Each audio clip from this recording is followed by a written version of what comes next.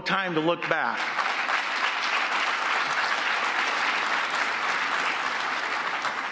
There is no time to look back, and I'll tell you why. Because what we do now is going to change the course of history, and we have to be on the right side of history.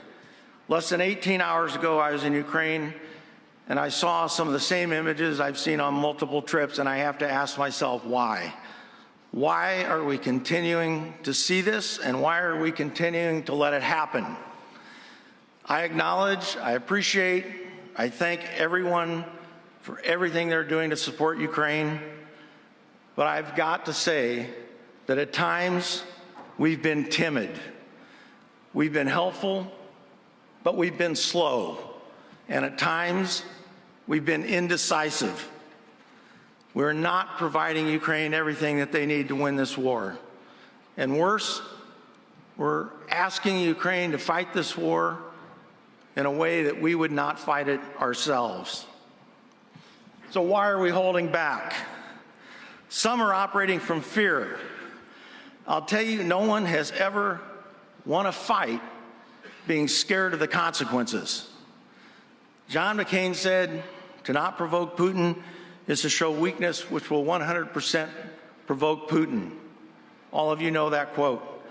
Senator McCain understood the consequences of our near silence when Russia went into Crimea and pushed west into Donbass. This time, we cannot fail in our judgment. We have no room to fail. Some are concerned about politics. Well, those politics are getting people killed every single day. Some are worried about escalating the war. For those, I simply ask if you're even paying attention to how the geopolitical landscape is changing and has already changed. It's not to our advantage. It's to no one's advantage that's sitting in this room. And do you have the slightest idea of what our world will look like if we fail Ukraine? On my last trip, well, a few trips ago, I met a 19-year-old girl who lost her leg, and she told me, all I want to do is go back and fight on the front line. That is the will of the Ukrainian people. I met a young man, Dennis, who lost both his left arm and both of his legs in Bakhmut. He wants to go to school so that he can counsel other amputees.